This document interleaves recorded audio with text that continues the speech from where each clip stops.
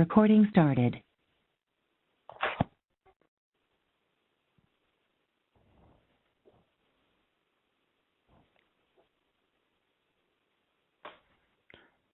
Let me know when you've connected there and we'll take a look. I'll wait, hold on a moment for you to connect. Okay.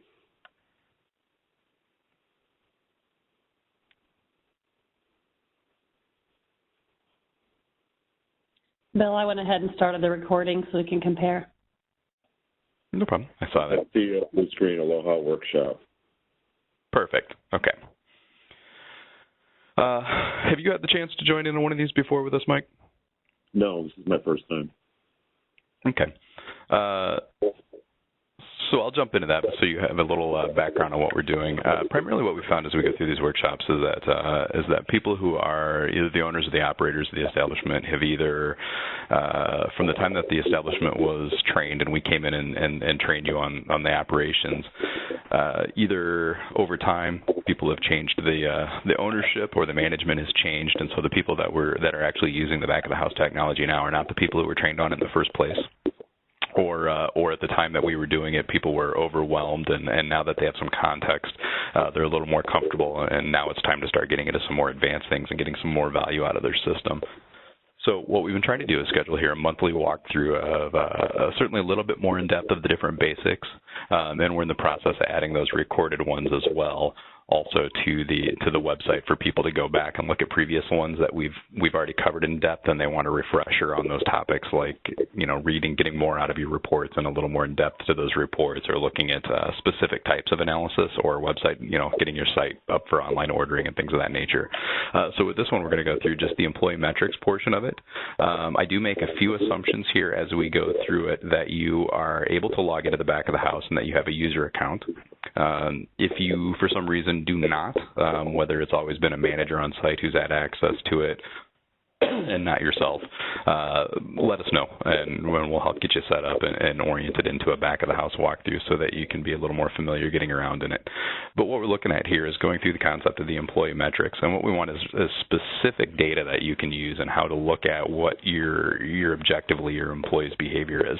A lot of times we have a pretty good operational feel for who is our strong performers on our staff, but sometimes we're surprised in general by the quiet ones. They don't get the attention, but sometimes those are the workhorses, but also how we're going to coordinate and direct that behavior to get our staff conditioned into the areas that are more profitable for us. We very, very strongly look at our businesses that we work with as partners, that we want to see you be very profitable and perform well. That is, to your benefit as well, but it's to ours. That makes us a good reference. We want you to get the value out of your system and be able to tell people, this is what it does for me. So I'm going to go through some things here from sort of a high-level walkthrough. If I get into some things that are a little more specific in scope, or you have a lot of detailed questions, I'll certainly have time to answer questions at the end, and then you are always welcome to contact us directly if you feel you need additional training or additional walkthrough, or you think, this is the beginning of something bigger, and maybe I want to tackle a bigger approach to building my business, and you want to sit down with us. After I finish going through the basics here, going through on this stuff, it kind of segues over into some more topics that Renee is going to talk a little bit about, some additional things that we can use also to help direct and grow your business as well. So with that in mind, what I'm going to look at here is specifically how to monitor some specific types of things. What we're looking at here is just the items screen. This is the same screen that an employee would go into from the back of the house in order to add their items. We're looking at under maintenance, on the maintenance menu, and then it's just items. But when you do the items and set them up, an off-skipped item here is the cost. A lot of restaurants do not fill in this value either because they don't know it or because they haven't spent a concerted effort to it. The reports that I'm going to go through here are not particularly dependent on you having the cost numbers filled in. So if you do not have them for your restaurant filled in yet, that's okay. You'll still get a lot of things that you can monitor and track out of the reports. You just won't be able to get quite as much. Some of the little numerically oriented strong points out of this. And if you go through this and you decide that you want to go back and fill in some of these cost items for different sections, I really strongly suggest you don't try to take this on as we're going to go back in the kitchen with my chef and we're going to go cost out every item that we have available. You are better served by trying to begin it categorically. If I'm going to do a focus on desserts or appetizers or salads and start doing cost for those one specific items. Industry-wide, it's been recommended in the past that if you focus just on the top 10% of your items sales-wise, that those items touch on 80% of your full menu. So if you start controlling the cost of a salad and you're worried about portioning out the cheese that goes on the salad, well, then you already have it portioned for every other menu item, those types of things. So if you take your top burger and you're worrying about the portion size on your French fries, then those are on all of your items and all of your sandwiches and all of your French fry portions. So with that, there's where we fill in the value. This is just where we're looking at it. And then on the third tab over here under pricing, we have the default price. And it's that default price is the one that the system uses for its calculations going forth for most functions. So this is where we set the price before we go ahead and apply coupons automatically or before we do discounts or anywhere else in it. But those are the two values that when you're set up here give us the follow-up. That was under items here. When we go under categories here and set up the items after the fact, the important ones that we look at for categories is normally that we go, after we create a new item, we add it to the all items category. And when we create the item is already assigned to a sales category, so the system knows whether it is a food item or whether it is a drink item and how it should be taxed appropriately. But it also has the ability to go into any non-sales categories that we want. And we can create as many of these as we want. They can be arbitrary or logistical or whatever we happen to be working on. We always go ahead and add items back to the all items category, and the reason is that the all items category is where we decide what is eligible to be comped. So theoretically, we can have an unhappy guest experience with any item that our restaurant sells, so we make sure that everything's in the all item category. So if we get into that situation where we need to discount an item, the computer says that's okay. But we can create additional ones in here for as many categories as we wanted. So if you seem to think that maybe you have a problem with steaks and you're looking at missing steaks, or you want to do meat counts in your establishment, you can set up a category just for steaks. Tell it which items are the steaks that you're counted in, and then you can go back and do those things where you say, I have 20 steaks at the beginning of the day, and I can run a product mix report. It says I sold 8, so I should probably have 12 steaks at the end of my day, and to be able to keep track of those. But in this case, we're going to use those to set up non-sales categories where we want to take a look at here. By clicking this down arrow, it'll show you all the categories that are already set up in our system. And you can see here to the right, if it says sales, those are the categories that it has to be assigned to for however we wanted to set it up as tax. And you may have just a category called food, and that may be your sales category, and they're all lumped together. But the ones we're actually looking for are the ones that say general, because the general sales categories, or the general type, are the ones that we can create as many categories as we want. And these are the things that just we want to look at, whether they be our top selling items, or we can create one for desserts, or whatever category we want to push our staff in towards doing. Clicking the new up here in the right-hand corner will either create a new category, but more specifically, this little down arrow next to us says what type of category would you like to create a new. So if we're going to do this, we're going to create a new general category, and in this case, I'm going to create one that's just called desserts. After I clicked new, I just typed the word dessert here, and then by switching over to that second tab right here where it's items, then I'm going to go through here and find all of my dessert items that I want to keep track of. I just choose the item, click the right arrow, and it moves it over into this category, and I can see these are the ones I'm referring to when I say, what desserts did I sell? What desserts am I tracking? So if I ran a product mix after I've done that, and just as an advance warning here, when you do this, this is only going to show your changed categories going forward in your sales. So if you go ahead and create a dessert category, it will show you dessert sales going forward from this time as a separate category with their costs and sales assigned to them. There's some things that we can do to help you apply them to the back ones, and so if that's something that you're interested in looking at the previous ones, not just starting a category going forward, give our service technicians a call and we can kind of walk you through what we need to do there. But this is the product mix report, and people run the product mix report normally as a static thing to look at your top selling items, and we'll usually sort it by categories so they can see specific things like how much Miller Lite did I sell, and so I know how much to order for an upcoming event, or how much corned beef did I use last year on St. Patrick's Day, so I know what to do for my prep this week. On a specific weekly basis, you use it as a guideline to say how much of this do I need to prep for my upcoming upcoming weekend. I can see what my sales were on turkey sandwiches over the weekend, and I know they have a 3-day shelf life, so it helps me distribute my preparation instead of having people work all day long on Friday doing all of this prep for the weekend. Maybe I can do some of the longer shelf life items on Thursday prep and things of that forth to spread it out. Here, when we run it, though, what we're going to be interested in is just doing the non-sales categories under the product mix. And the reason is we're looking here at our cost category, and we're looking at our price sold categories or profit categories. The cost category, if you have not filled this out, is not going to be, you're not going to get the value here out of what specific dessert you should sell and which desserts are your most profitable. And I specifically chose this report here because this is an example of how it's probably going to look if you haven't started setting up to work towards doing this. But this is pretty normal what we see. But it will give you an indicator on what your best selling desserts are. And then as you go back and you add the cost on them into this category, we can say, okay, well, if this one is if cannolis were my most profitable, then I need to start directing that as being the special that's advertised on the board, and these are the desserts that I want to feature. And sometimes you'll find out maybe a dessert here is actually a loss for you, in which case maybe you want to take that off of the menu or you want to look at removing those items entirely. But the desserts category tends to be what most people look at as an incremental sale.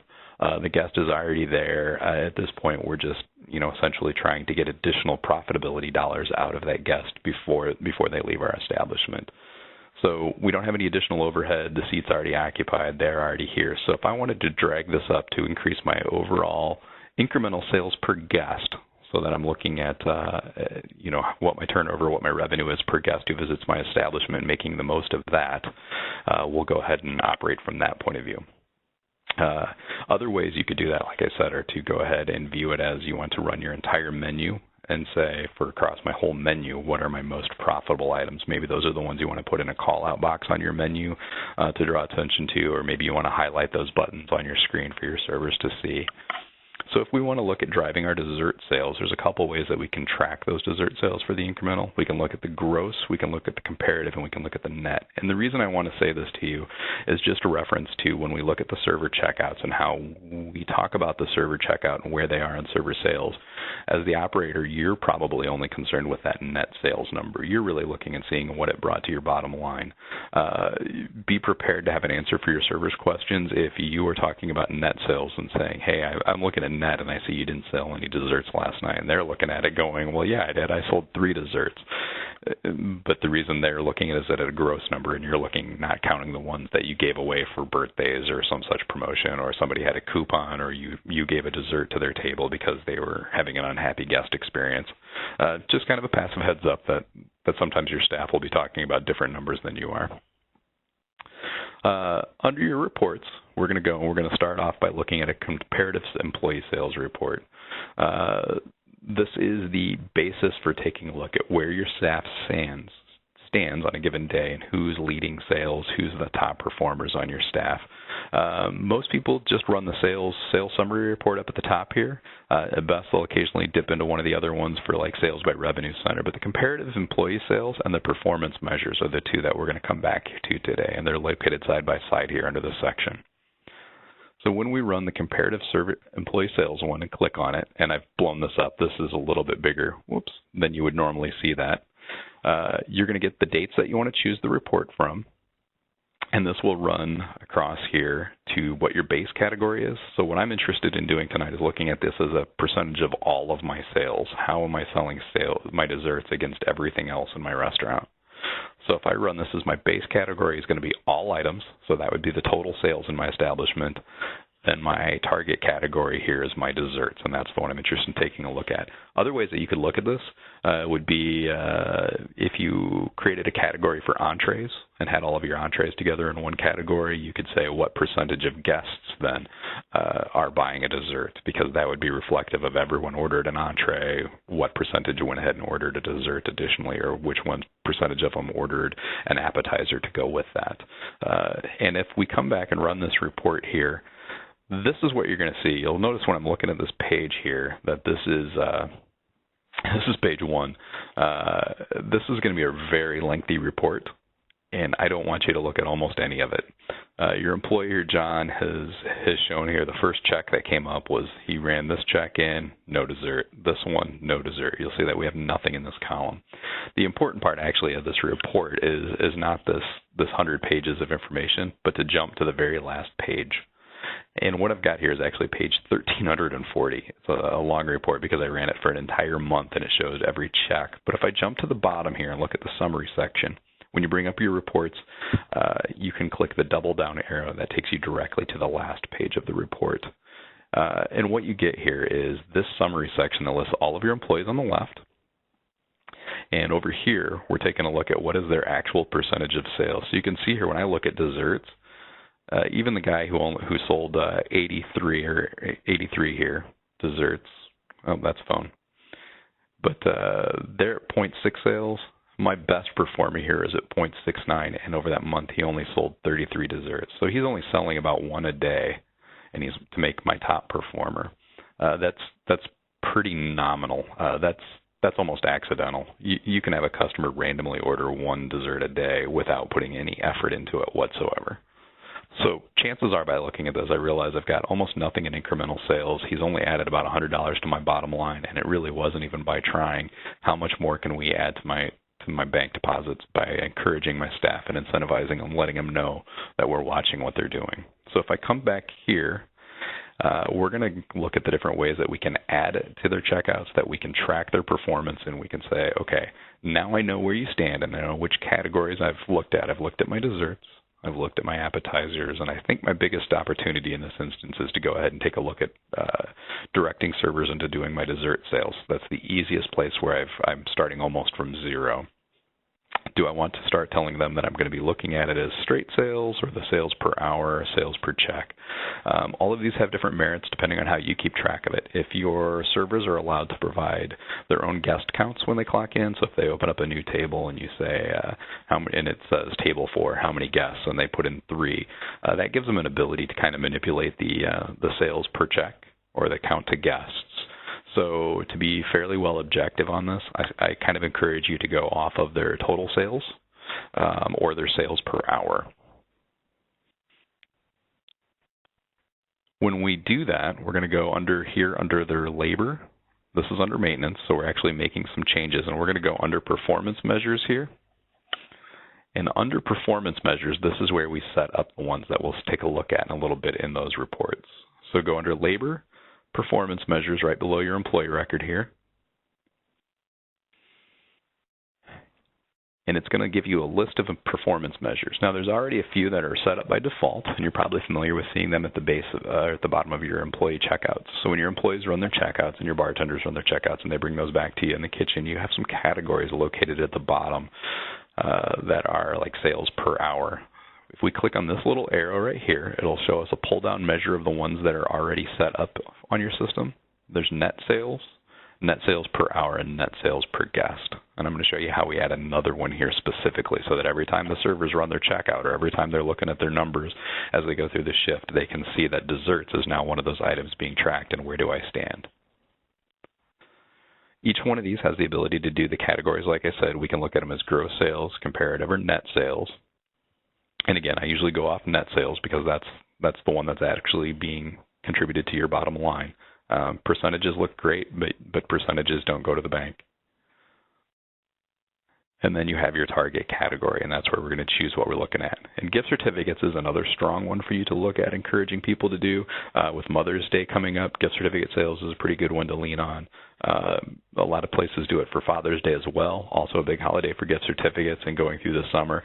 It gives people an incentive to come back during the summer months when they're out doing football and things of that nature, and their kids are at practice and soccer and everywhere else, that they have an incentive to come back and see you. As well as gift certificate sales industry-wide only seem to be redeemed about 80%. So that means out of your gift certificate sales that you push, and if you can lean on your staff to sell more gift certificates, 20% of what you sell will never be redeemed, which means it just went straight to your bottom line as profit. The New York Times had a wonderful article about that during the holidays where they were talking about the billions of dollars that people spend in the U.S. on gift certificates and only 80% of it coming back to be redeemed.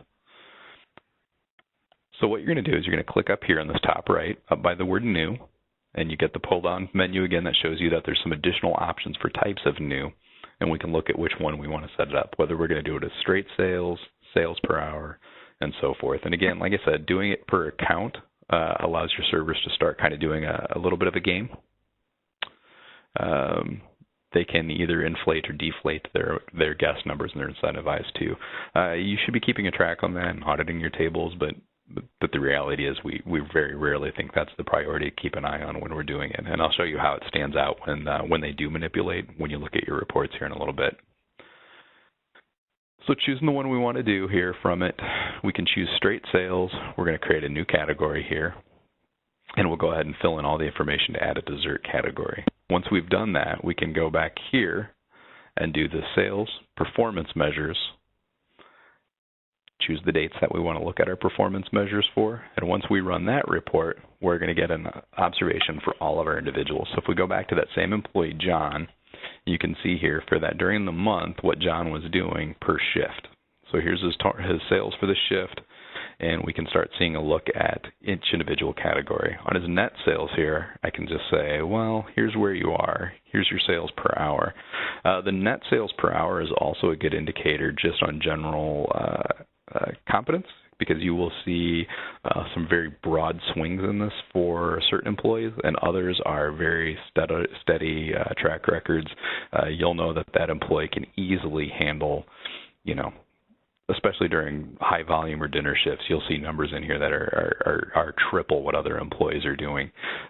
If you have an employee who has a strong sales per hour tendency, and very low comps over their record, those are employees that you can start looking a closer look at their performance, and are they meeting those indicators I'm tracking? Am I looking at employee records? Am I looking at dessert records? And maybe those are the people who should be your trainers. What you would be looking at here to do with it over the long term on that is taking an incremental approach to your guest satisfaction. So if I have 20 employees on my staff and I'm looking at doing some hiring for upcoming events, I've looked at my projections and I see that my sales are going to start increasing here and picking up in the next 6 weeks. Now is the time to start getting some people trained.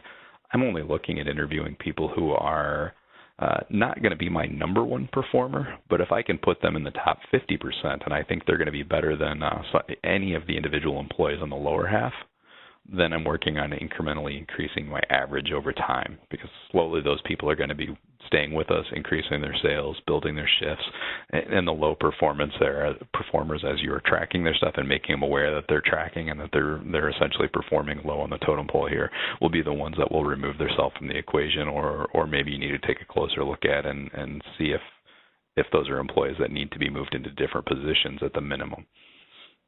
So you have a report here that lets you take a look at revenue centers for the whole, and any additional categories that you would do would be in here. So you would have a place where you can actually see that over the month, for every one of your performance indicators, such as if we did desserts, you would be able to see where they went as they went through the month. Were they improving in their sales? Were they disproving? Were they, being very erratic and inconsistent? Is that a training issue, or look more into it? Was that an issue because when I talked to them about why they weren't increasing their sales, is that because, the report here is that because most nights I was out of stock of my desserts. I can't sell more brownie desserts if we didn't order enough brownies or we didn't have enough of them prepped in the kitchen side.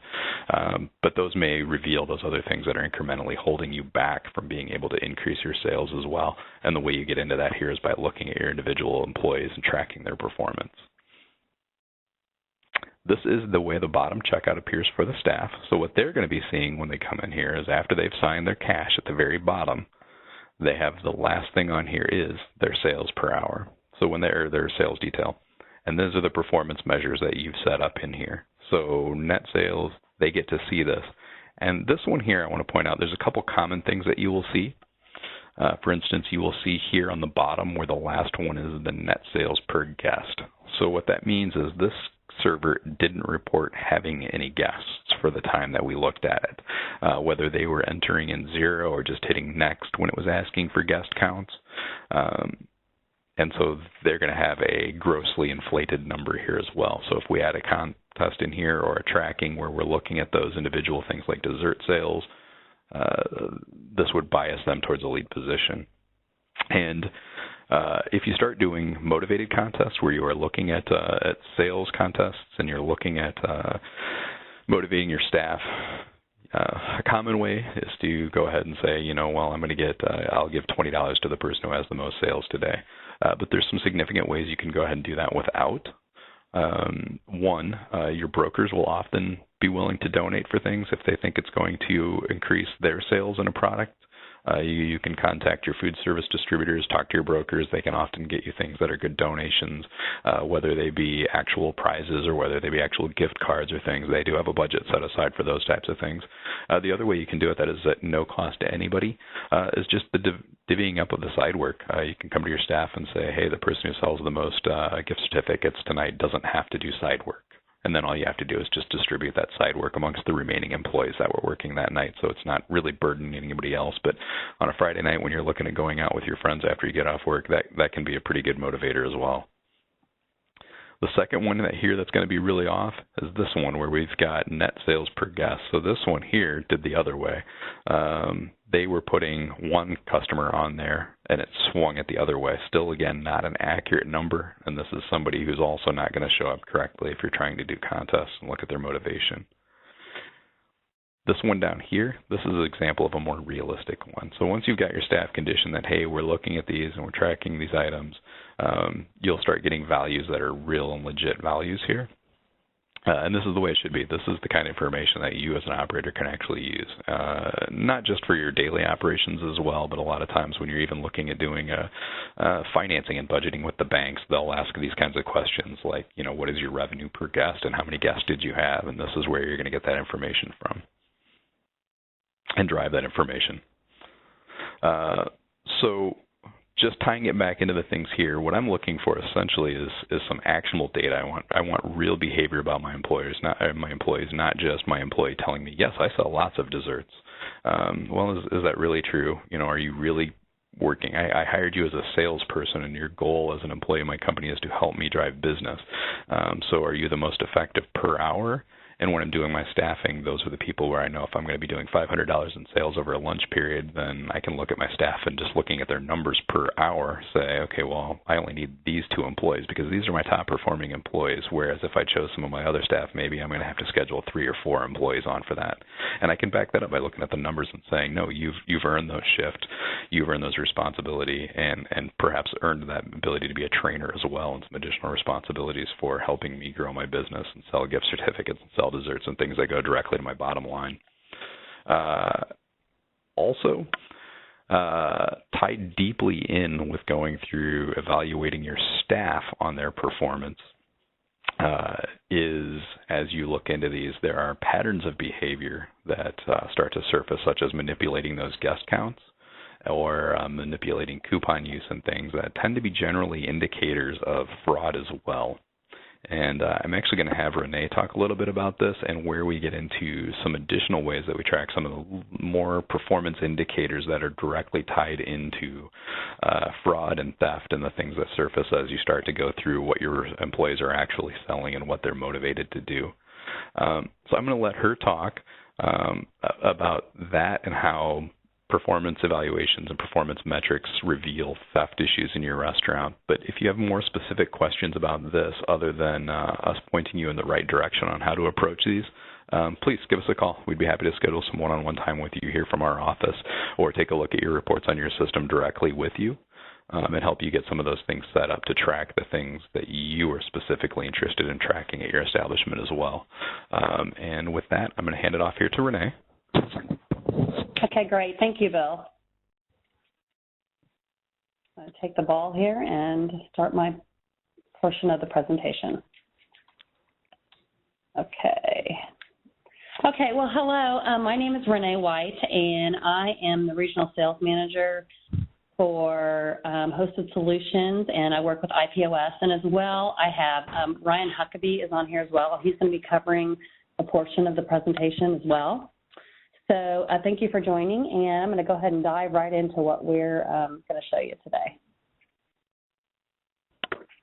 Okay, can everyone see my screen okay?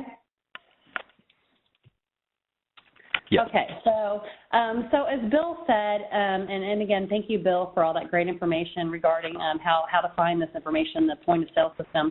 What I'm going to cover today is a product called Restaurant Guard. and it is a twofold product. The first piece of it that I'm going to cover is going to be employee metrics, which ties back into what Bill has presented today, just in more of a consolidated format. And then the second piece of it is theft deterrence, which is a part of Restaurant Guard as well, and Ryan Huckabee is going to cover that section. So please feel free to stop us if you have any questions as we go through the presentation. So first I'm going to talk about what Restaurant Guard is.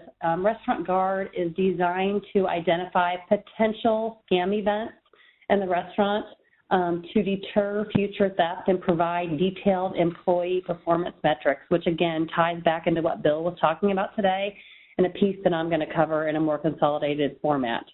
What it also does is it tracks, as I discussed a few minutes ago, a theft deterrent, which are these transactional patterns and statistical variances that we're talking about here. So what we're referring to with that is, for transactional patterns, transfer scams, activities that happen after the checks are closed, and many others, as well as statistical variances, which will fall into the categories of voids, comps, and clears.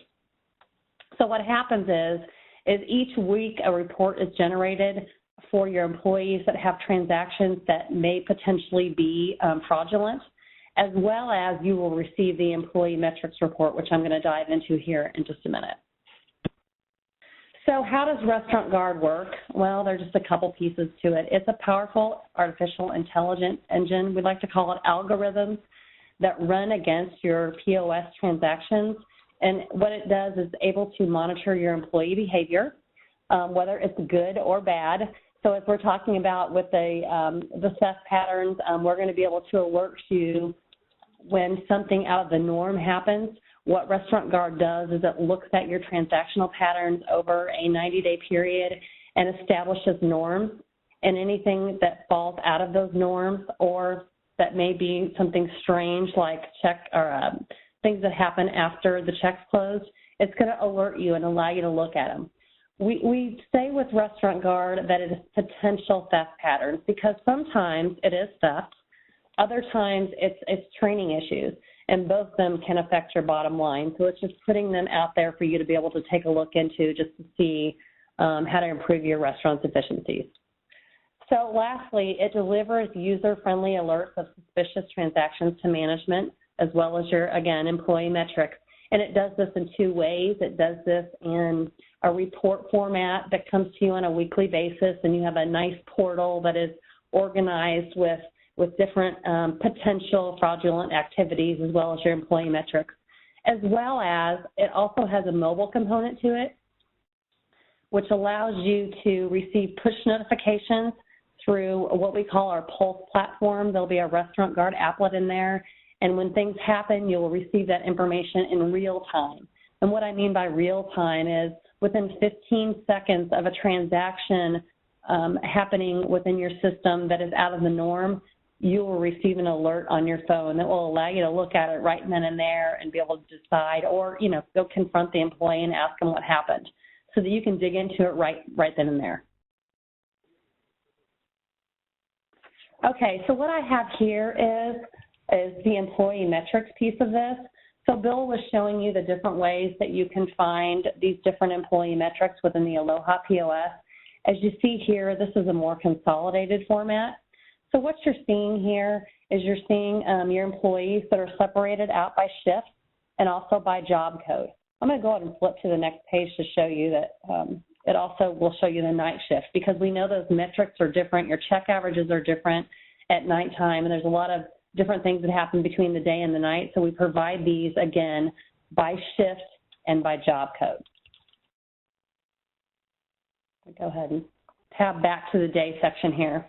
So what I want to point out here is if you can see this, and I hope you can, over here it's showing you your employees rated, the servers rated from 1 to 8.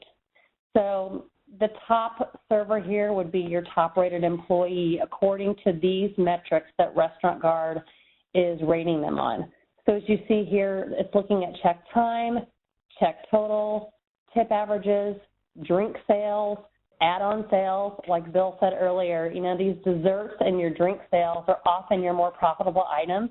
And you're able to really see on a weekly basis how these employees are doing in those sales, and possibly use this to run a contest. As Bill mentioned earlier, it doesn't always have to be giving them something, but maybe giving them side work off on a Friday night when they're ready to get out of there. But giving them some incentive here, and again, a little bit of competition here as well. So as you see here at the top here, Katie is rated number 1. Why is Katie rated number 1? Well, we're looking at check times, and these top bolded sections up here are the averages for your day shift during this date range. So this is from February 9th to March 11th, and it's saying that your average check time is 33 minutes and 48 seconds. So Katie actually was a lot higher than that. So she wasn't ranked number 1 in this particular section. So let's look over here and see why, though. But it looks like Katie is selling more drinks. She's ranked number 1 in drinks, and she's also ranked number 1 in add-ons. So although she falls into a bottom category here with check time, you can see that she's driving more profitability for you here, okay? So what people often do is they take this and they post this on their backboard in their server waitress station and allow people to see where they fall. And again, you know, typically there's some competitive spirit within the restaurant server industry. I was one once, I know, and typically people don't want to be at the bottom. So what you can do here is you can look and see who are your top 3. These people are obviously doing something right. Let's see what they're doing right and maybe use them as motivators for your bottom 3. And in looking at your bottom 3, you ask yourself, are these new people that are training, which is why they're falling into the bottom 3, or have they been here a while, but they're just not really doing their job? So it allows you to compare them and really see how your staff is doing, and again, incentivize them to maybe drive some of these more profitable sales up here for you, okay? So what this does is it essentially grades them across these metrics with good stuff, looking at check totals, drink sales, add-on sales, as we said, with your profitability items, as well as some bad stuff over here too, because, you know, comp, clears, voids. So it allows you to take a look at these and say, are these training issues, or is this employee comping quite a bit, and why is that happening? Is it fraudulent activity, or again, is it just a training issue, okay? So a couple of things that Restaurant Guard does for you in general, and this report can do for you. First of all, it's a behavior changer. When they see this, they know that you are paying attention, okay? So what happens when they know that you're paying attention? Well, hopefully they try to do better and try to bring some of these categories up so they can be towards the top. But it also stops them, in most cases, from performing activities that they shouldn't be performing, such as comps, clears, and voids. Now, we all know that the reality is sometimes these things have to happen because there are situations where voids or comps or clears, they warrant for them to do that. But there are a lot of cases, and we've seen through several studies that that isn't the case, okay? The second thing it does is it gives you incentive opportunities. Again, running a contest to see who can drive the most add-on sales. And what happens when that happens? It drives sales, which drives profit for you. And then the third thing it does for you is looking at these top 3, trainer identification. You've got some good employees here. Maybe you want to use them, incentivize them to help bring these bottom people up to the top so they can be doing more of what the top people are doing, okay? So I'm going to go ahead and just skip through this night section because I basically covered it. Again, the difference is just it being a day shift versus a night shift. Okay, so now I'm going to turn it over to Ryan Huckabee to cover the other portion of Restaurant Guard and speak about how to proactively guard against internal theft. Thanks, Renee. I think the overriding theme of everything that Bill, Renee, and I will cover with you today is measurement. Let's measure the impact your staff is having with every guest interaction. Sometimes we forget in the busy world of hospitality that no matter how nice our facility is, whatever amenities, live music, fancy foods, marketing that we offer, ultimately your revenue and profitability stems from the interactions your staff has with your guests. So by measuring those behaviors, we can provide you with means to manage those behaviors. And in the case of Bill's reports, identify areas of weakness and strength. In areas of Renee's reporting, find out who your rock stars are, who needs some coaching, and what areas those opportunities missed can be turned into sales. And then from my standpoint, identifying theft and quite simply stopping it. All three of those measurements will result in immediate return to the business by selling more to the customers you're already serving today, and by stopping theft, which is revenue that should have gone home in that deposit to begin with. So from a theft perspective, it's in every restaurant. I don't think that's a surprise to you. The NRA puts a few stats here to look at an average level of theft, waste, and leakage. The important part to mention is that third bullet, 5% profit margin, reducing that theft of 4% of sales by just 1%, that equals a 20% increase in profit. And again, instant changes that result in instant revenue increases. We don't need to spend money to market to new customers and hope they turn into regulars. Behaviors we change today result in instant bottom line increases. Restaurant Guard is a very unique solution in the industry. Formerly Radiant Systems, now NCR, was one of the first to really tackle the challenge of identifying what staff members and managers are doing at the point of sale system and creating a audit system to essentially locate, identify these behaviors, and then provide a history of how often it has happened. There are many articles that your IPOS team, Renee or I, can share with you for independent third-party analysis of the impact of Restaurant Guard on operators' businesses. We feel like we're a wealth of information, but it's nice to know that other news sources and industry experts have also looked at Restaurant Guard, maybe took the rose-colored, or in this case, green-colored NCR glasses off, and have also found legitimate business value in the solution. If you're not familiar with how to burn down the house, this is a very classic tale. Guy sat in a bar in New Orleans listening to a couple off-duty servers talk about all the different ways they scammed the operator that day. And the guy asked if, they would remain anonymous, if he could tell them their tactics and techniques and write it down in the book. And he did. So that was the original, genesis of our team saying, hey, we've got all this data in Aloha. Can we identify it through these behaviors, how things are moved around, reopened, voided, comped? And that was kind of the framework for what we did. Most of these tactics are still prevalent in the industry. Aloha and Restaurant Guard are one of the few resources our operators have to be able to stop it without having to audit every single ticket themselves at night.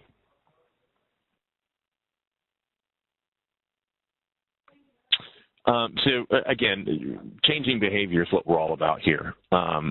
Without having someone monitoring every single staff member on every single table side interaction, it can be difficult to see what best practices are being employed and what worst practices need to be stopped.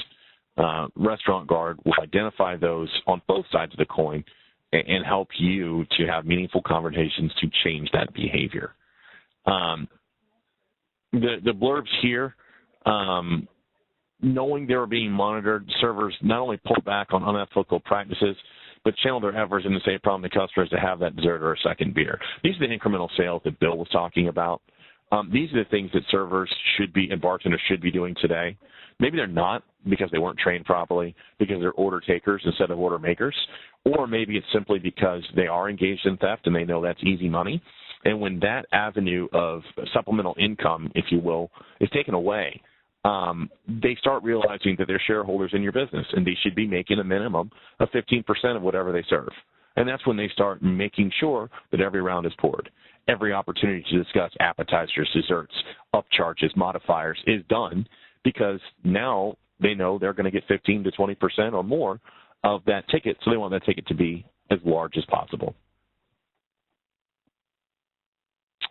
again, I mentioned before, we've got lots of independent third-party agencies, universities, and industry experts that have looked at Restaurant Guard with a fine-tooth comb, and we can share any and all of those articles with any of our Aloha clients that are looking for some third-party validation.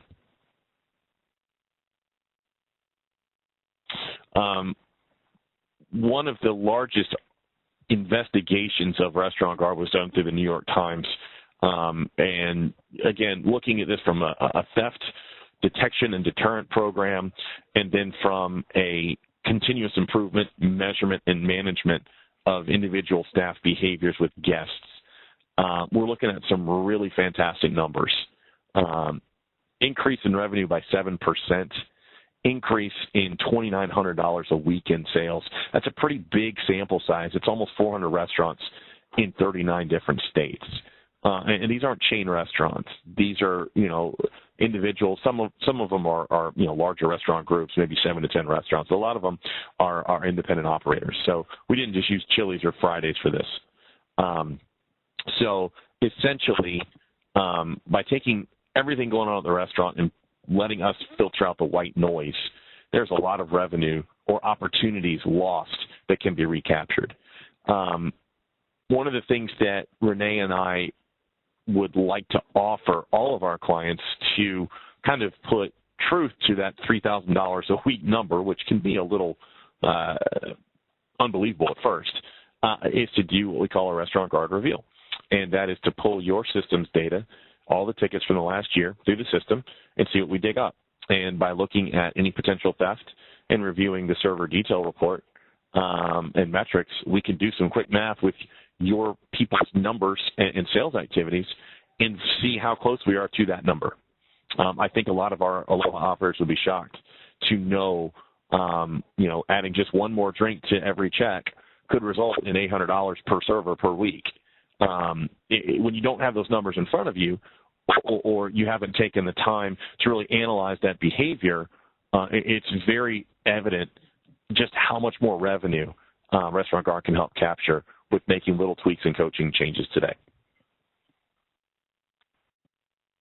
I'll go over a couple scans with you really quickly to give you an idea of how deep Restaurant Guard goes into behavior analysis. If you're familiar with the transfer scam, also known as the wagon wheel scam, floating beverages, essentially you're reusing a self-service item for servers. That could be a non-alcoholic beverage, maybe even desserts. With bartenders, it's anything they pour.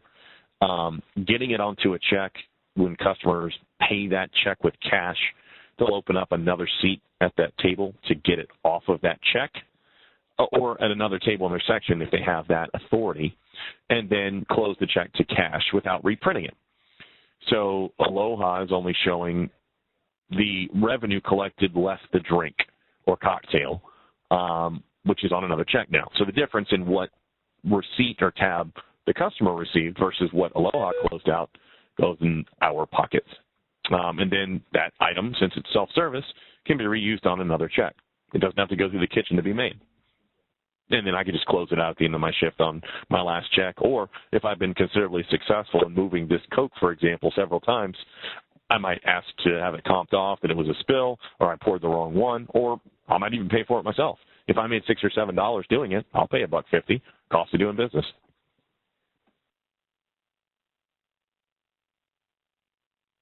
Comp scam, this is actually very simple in premise, but a lot of operators don't have a way to track it. If I get cash now, instead of moving something around, I can use a fake or unnecessary comp for guest satisfaction to get an item or items removed. And if the manager is very busy, they may not go over to the table for that guest satisfaction check, in which case we'll get the item comped off, close the check out to the original total, and then pocket the difference of whatever was just comped off the check.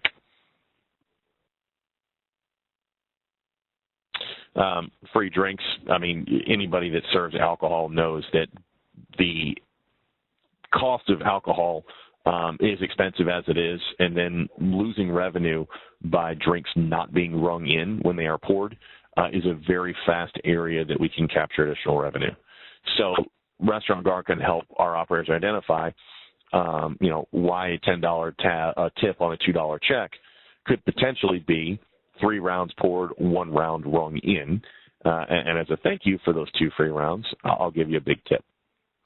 Big tips at the bar aren't always theft, but they can be a strong indication that something shouldn't be going on, and that's something that we can provide awareness to, both to you and your staff, so that those things stop happening very, very quickly. As Renee mentioned, all of the reports for Restaurant Guard are delivered in 2 formats. One is mobile. You'll receive real-time information on your smartphone that can be used to address any issues as well as to measure those restaurant staff metrics. And then more formalized reports every Friday afternoon that cover the previous 7 days worth of business. These are done in PDF and Excel spreadsheets that cover a little bit more data, provide more of an insight into continued employee behaviors, and offer you an opportunity to have a format for a discussion with an employee without needing to do any auditing. We've done all the heavy lifting. We've filtered out the white noise. Sit down with the employee, ask them to help you understand what the report is saying, and then document and or come up with some sort of action plan that they need to follow. Should that action plan not be followed, you'll get reports the following week or even an alert on your phone, and then you'll have the actual hard data, not just a feeling that you can make executive decisions with for operators, as well as compliment and encourage people to be like the peers that are doing a really good job. It's not all negative. Okay. That is our presentation today. Thank you for your attention. Renee's going to go over a couple things with you now. Yeah, thank you, Ryan. So as a thank you for your participation, we are offering complimentary Restaurant Guard review. Basically what that looks like is you just saying, yes, I'd love to see what kind of reporting you pull up. We pull some reports. Usually takes 10 days to 2 weeks. We call you. We review your reporting with you so you can get a look and feel as to what's going on, if anything, in your restaurant. And then secondly, we have a complimentary 30-day trial of Pulse Real-Time. And we kind of tie these two together because Restaurant Guard, as we talked about, the mobile portion sits in our mobile platform, which is called Pulse. And there's also another product in there called Pulse Real-Time that we've had a huge adaptation with customers. And, again, we can offer that to you as well. So if you're interested in one or both of these, if you'll contact IPOS, the contact information is at the bottom, info@integratedpos.com, or their telephone number, and we can get you going on these. So are there any questions before we end today's call? Okay, well, thank you again for attending, and we'll have another workshop next month, so please look for that invitation to come out, and we appreciate your participation. Have a great day. Thanks much. Thank you.